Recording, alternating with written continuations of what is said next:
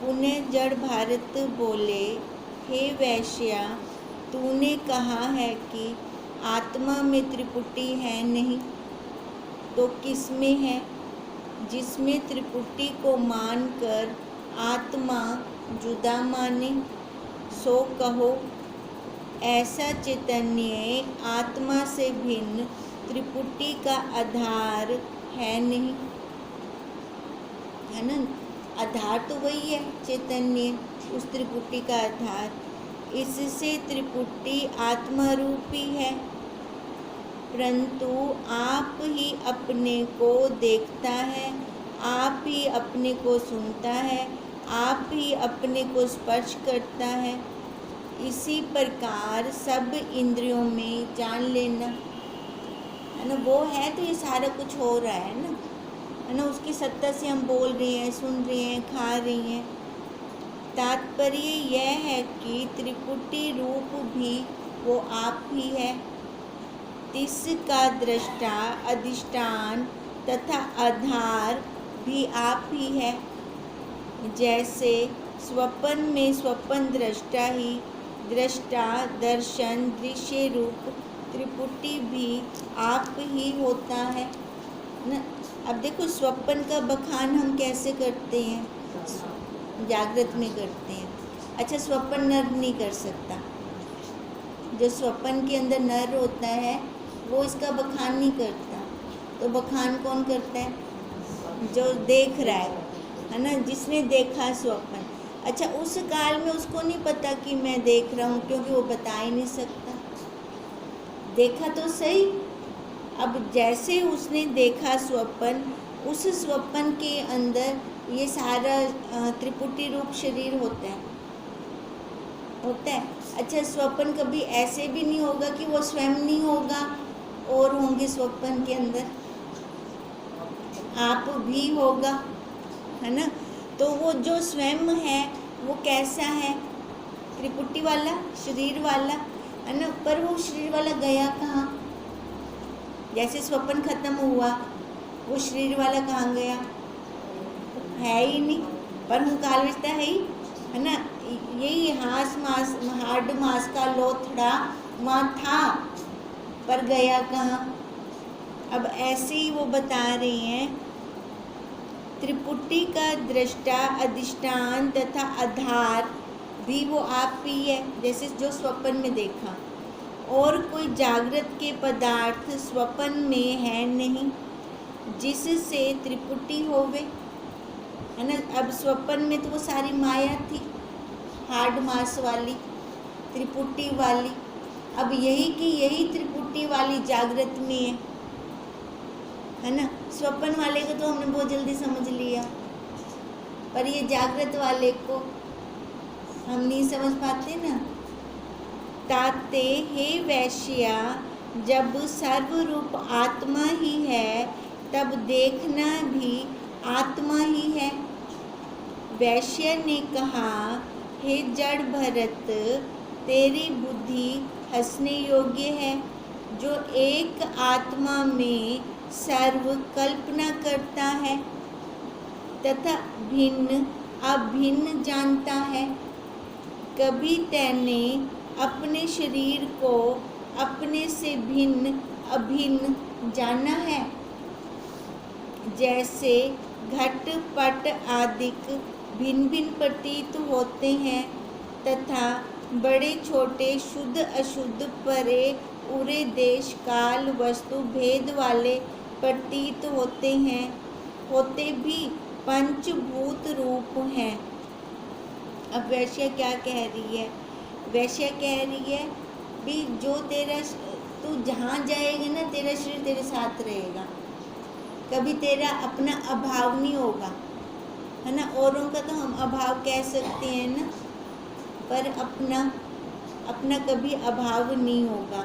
तो वो ये कह रही है कि और भी पूरे देश काल वस्तु छोटे बड़े भेद वाले प्रतीत होते भी, जो ये और जो है ना प्रतीत, एक तो तेरा शरीर पांच भूत है, इसका कभी तेरे को अभाव नहीं होगा, और जो दूसरी और वस्तु है ये प्रतीत हो रही है उरे परे, फिर भी ये क्या है, पंचभूत रूप है, इससे एक रूप ही है, चाहे वो तेरा शरीर है चाहे जितने पदार्थ हैं वो, क्योंकि आकार्य हंसता है रुदन कर।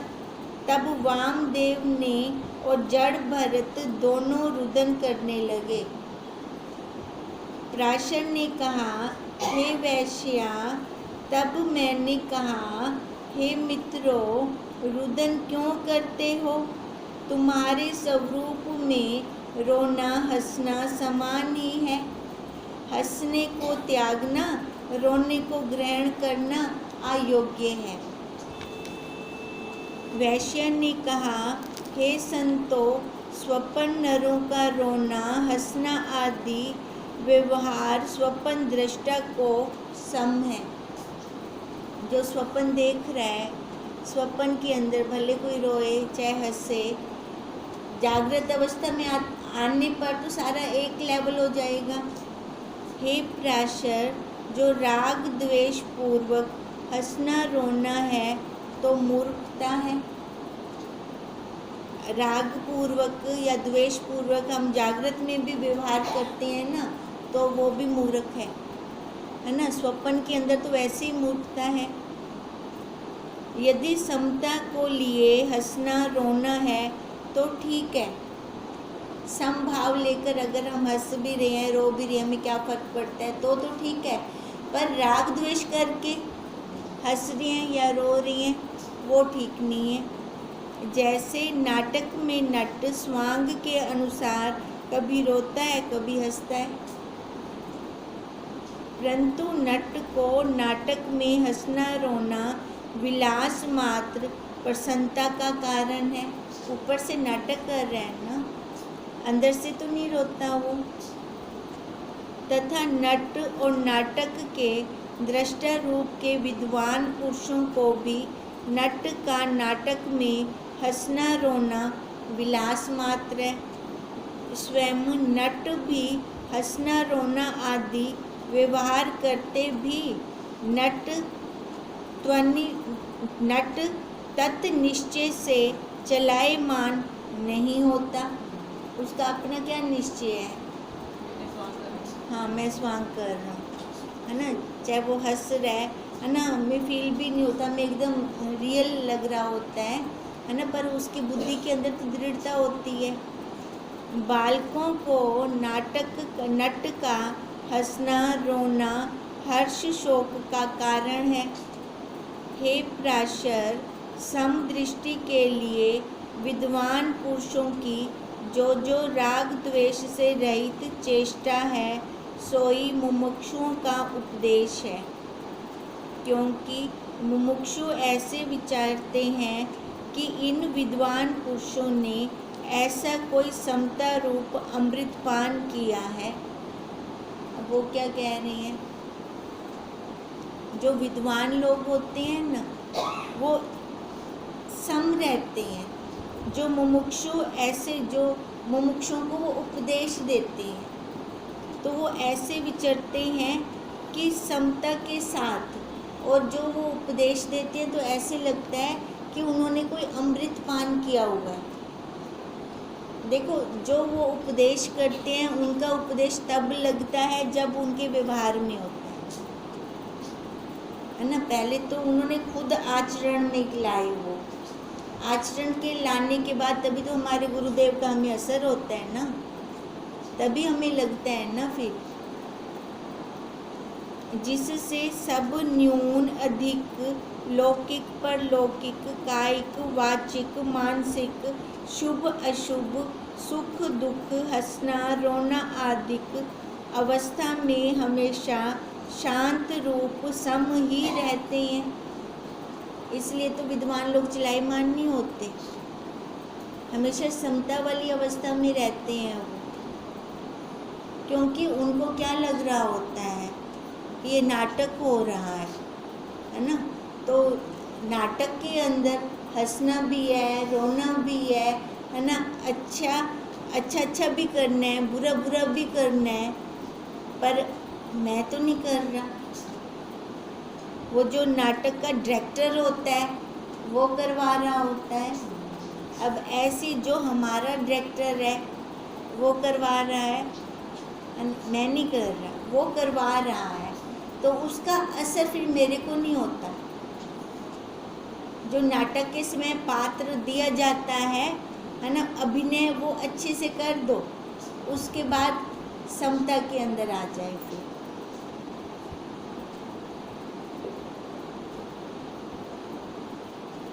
रोना आदि अवस्था में हमेशा शांत रूप सम रहते हैं, विषम गति को कदाचित प्राप्त नहीं होते। जिस समता रूप अमृत के प्रताप से ब्रह्मा विष्णु शिव आदिकों के सहित उनके ऐश्वर्य की इच्छा नहीं करते, तो अन्य ऐश्वर्य का क्या कहना। अब क्या कह रही है कि जो समता का अमृत पीते हैं ना, अमृत के प्रताप से ब्रह्मा विष्णु महेश शिव आदिकों के सहित, है ना, जितने भी देवता हैं, उनके ऐश्वर्य की इच्छा, जो भी उनको ये भोग प्राप्त हो, ये प्राप्त हो, उनकी इच्छा वो नहीं करते। ठीक है, तो अन्य ऐश्वर्य तो अपने आप ही उनको प्राप्त होंगे।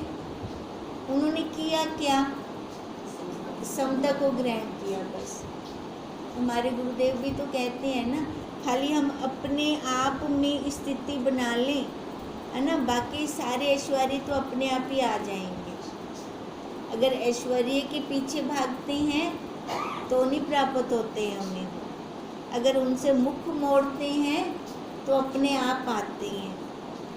अन्य इच्छा भी वो नहीं करते, ग्रहण त्याग बुद्धि से रहित है, स्वतंत्र हैं, जन्म मरण रूपी भय से भी रहित है ना। ये भय भी नहीं है, भी मरने का, जैसे संसारियों को बहुत भय होता है ना, शरीर जब छूट रहा होता है तो कहते हैं सारे इकट्ठे थी बने, है ना, उनको ऐसा कुछ भय नहीं होता।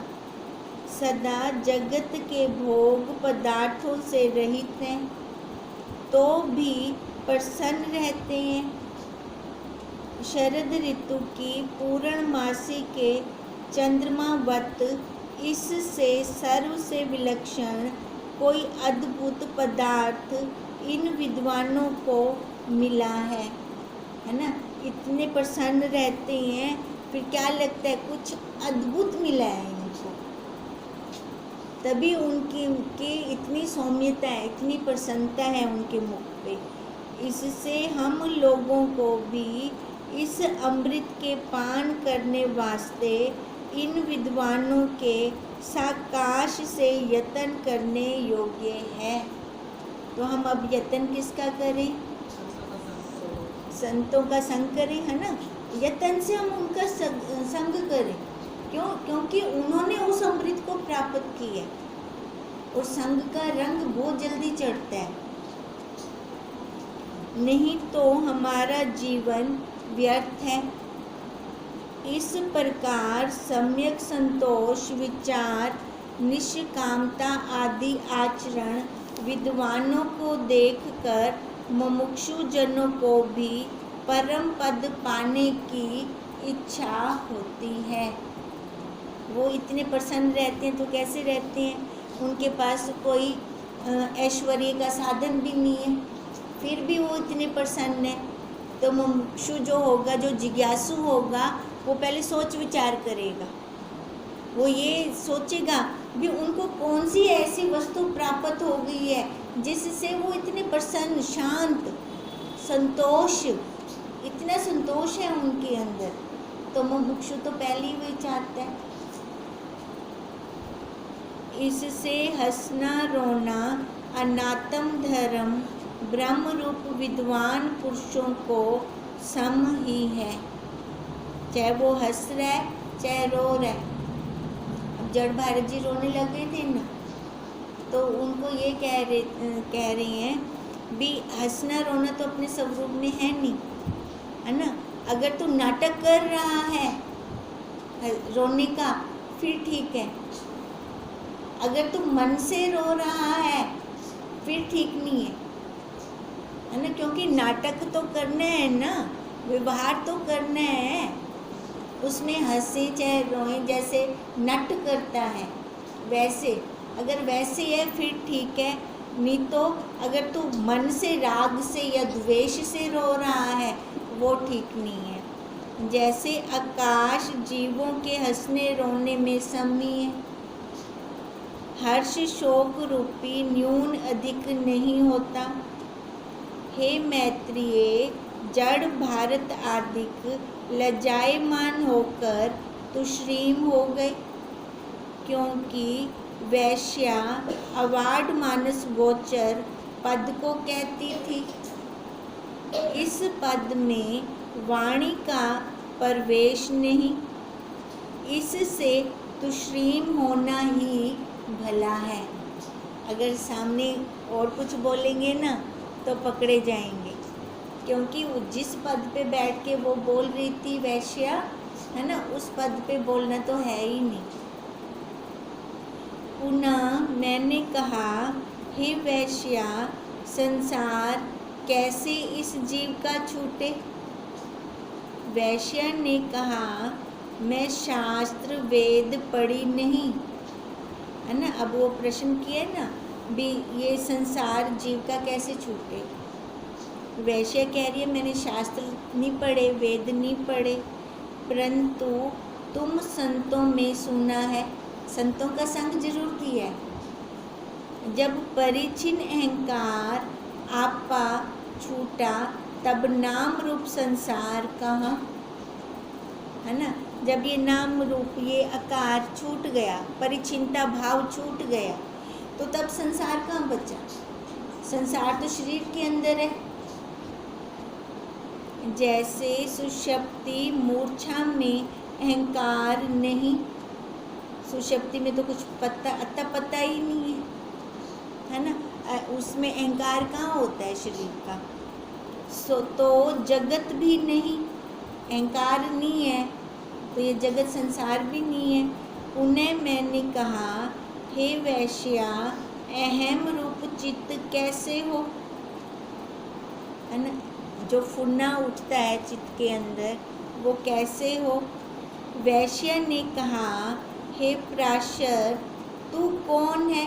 अब देखो, जो अहम रूप चित्त कैसे हो, मतलब अहम रूप चित्त, अब मैं वैश्या हूँ, मैं पराशर हूँ, मैं जड़ भारत हूँ, फिर वो कह रही हैं तो ये कैसे हो? फिर जैसे हमारा नाम दिया गया है, शरीर का नाम रखा गया है, तो ये कैसे हो? अब वैश्या ने कहा, तू कौन है ना। फिर पराशर से पूछा, चित्त को वश करने वाला, चित्त आदि जड़ दृश्य है व दृष्टा है।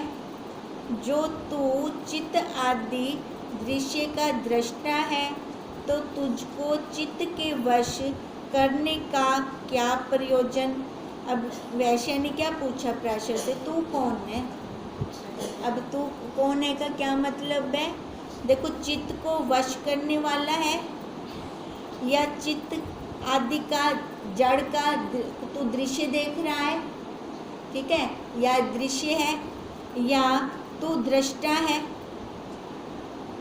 ना। ये पूछा ना वैश्या ने, तू कौन है? अब जो तू चित्त आदि दृश्य का दृष्टा है, अब वैश्या कह रही है, अगर तू जो ये अपने चित्त को मन को देख रहा है ना, ये दृश्य है ना, चित्त मन दिखने वाला दृश्य, देखने वाला दृष्टा, अगर तू दृष्टा है तो तुझको चित्त के वश करने का क्या प्रयोजन? चित्त था पहले वश है, क्योंकि तू देखदा पी है ना, देख रहा है ना, जिसको मैं देख रहा हूँ वो छोटा, देखने वाला बड़ा, तो फिर चित्त को वश करने का कोई क्या प्रयोजन है? कोई प्रयोजन नहीं है, क्योंकि चित्त आदि को दृश्य का दृष्टा तुझको चित्त आदि दृश्य लाठी तो नहीं मारता। अब देखो, जो हम देख रहे हैं चित्त को अलग से देख रहे हैं, जो दृश्य है, ठीक है, तो उसको वश करने का हमें कोई प्रयोजन नहीं है, क्योंकि वो पहले से ही वश है।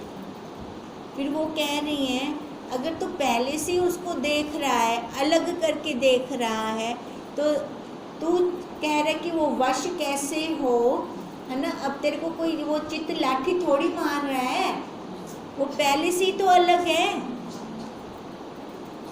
वो चीज़ तो पहले से ही अलग है। अब वो तेरे को लाठी थोड़ी मारेगा जो तू मेरे को वश कर, मेरे को वश कर, मेरे को वश कर, उसका वजूद ही नहीं है ही नहीं वो। ठीक है, तो वो ऐसे कह रही हैं, वो लाठी नहीं मारता है तथा जादू मंत्र नहीं करते, तेरा रास्ता नहीं रोकते, तुझको जहर नहीं देते, तुझको आवरण नहीं करते, तथा अपना दृश्य स्वरूप और बंध मोक्ष आदिक धर्म तुझको नहीं देते। वो सारा मन का ही है, बंधन है, मेरे को मोक्ष चाहिए, है ना, मैं छूटना चाहता हूँ, ये मन के धर्म है। जब तू मन को ही देखने वाला बन गया तो तेरे को फिर प्रयोजन क्या मन को वश करने का। अथवा तुझ दृष्टा के चित्त आदि दृश्य नजदीक कभी नहीं आते। कहने का क्या मतलब है, तू दृश्य से मिलता थोड़ी है, तो हमेशा ही अलग है ना, अलग देख रहा है ना दृश्य को। वरन तुझ दृष्टा को चित्त आदि दृश्य अपना हितकारी जानते हैं, अहितकारी जानते नहीं, है ना। उसको दृष्टा को हितकारी जान रहे हैं, अहितकारी नहीं जान रहे, क्योंकि दृष्टा चैतन्य करके ही जड़ दृश्य की सिद्धि होती है। तू है तो तू इस सब दृश्य जगत को साबित कर रहा है, तभी तो उनकी वैल्यू बढ़ रही है ना। तू है तो तू हितकारी है उनके लिए, अहितकारी तो ना हुआ, अन्यथा नहीं। यही दृष्टा को दृश्य उपहित करता है। उपहित अलग अलग करना, नहीं तो क्या था, दृष्टा और दृश्य एक हुए पड़े थे। यही दृष्टा को दृश्य उपहित करता है। तुझ दृष्टा को चित्त आदि दृश्य कोई उपलम्ब नहीं करते। दृश्य का तो अपना कोई वजूद नहीं है।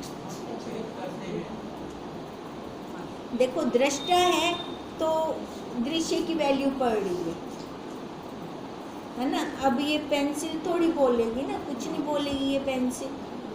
अब चैतन्य मैं हूँ तभी इसकी वैल्यू पड़ रही है, ऐसे चैतन्य हम हैं तभी इस दृश्य जगत की वैल्यू है।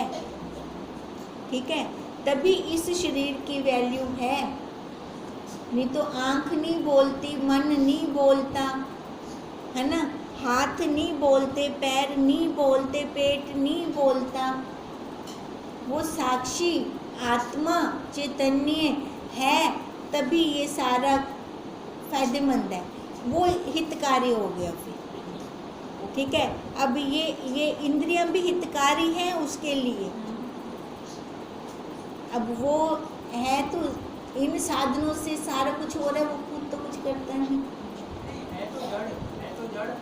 इंद्रियां जड़ है, इंद्रियां जड़ है ना, तो इंद्रियां उसके साथ उसका एक्स लेकर कार्य कर रही हैं।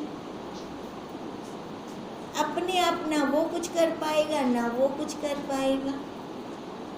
तभी उन्होंने पहले बोला बुद्धि से चल, है ना, बुद्धि से चल।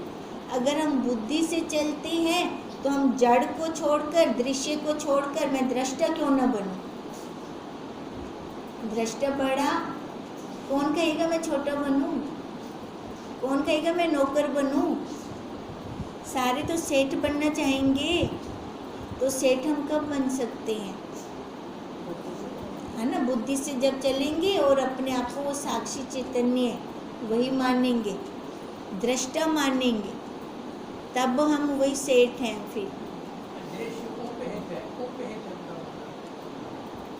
यही दृष्टा को दृश्य उपहित करते, अलग अलग करते हैं ना, अलग दृष्टा और दृश्य अलग अलग हो जाता है ना। अगर हम नहीं विचार करते, अब तक क्या था, दृश्य ही तो बनने पड़े थे, उसने मेरे को ऐसे बोल दिया, है ना, वो मेरे को ये कहकर चली गई, तो क्या था, हम खाली शब्दों को ही पकड़ रहे थे, लेन देन में ही पूरे मर रहे थे, तेरे मेरे में ही फंसे पड़े थे। नहीं तो ये सब अगर अपने आप में आते हैं तो ये नाटक चल रहा है, नाटक चलना है ना। जब तक ये शरीर है तब तक नाटक है, वो चलेगा, पर बुद्धि में अपनी दृढ़ता अपने स्वरूप की हो, अपने हम साक्षी चैतन्य, बाकी ये सब व्यर्थ है नहीं ये। हरिओम तत्सत, बाकी सब गपशप, ये सारा गपशप है ही नहीं, है ना। तो फिर हम गपशप की तरफ क्यों जाएं? हम अपना उद्धार, हम देखो, हम अपना उद्धार क्यों ना करें? हमारा उद्धार कोई और थोड़ी करेगा। हम वैसे तो बहुत सुचेत हैं अपने लिए, पर यहाँ पे हम विफल हो जाते हैं। क्यों? क्योंकि चित्त को अलग नहीं कर पाते। अगर चित्त को अलग कर दें तो उसको अलग करने का प्रयोजन नहीं किया, फिर तो कुछ करने, वो डंडा थोड़ी मार से नाल जोड़ने में को आपने मिला, है ना। अब मेन बात वही बुद्धि की है, बुद्धि से विचार से चले तो है वाकई सब कुछ अलग ही है, और मैं दृष्टा हूँ।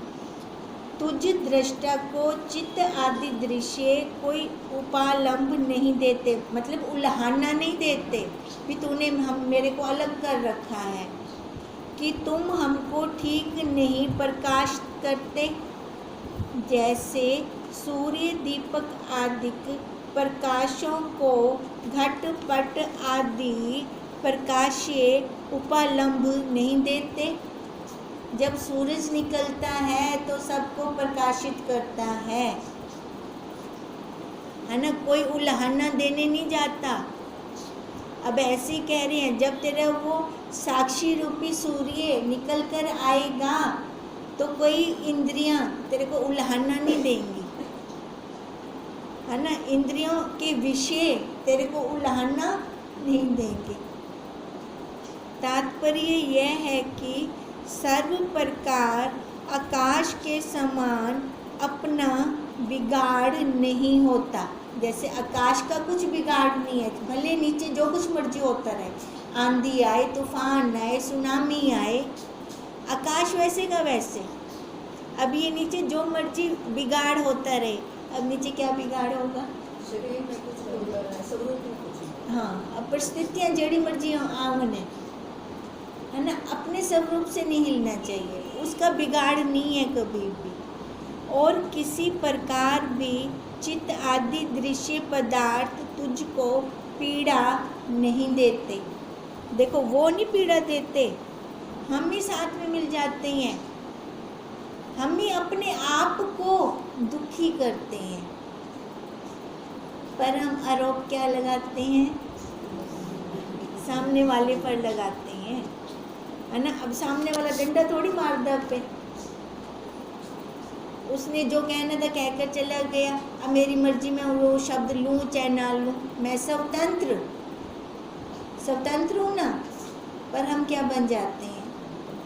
परतंत्र बन जाते हैं। क्यों? क्योंकि अपने स्वरूप के अंदर दृढ़ता नहीं है।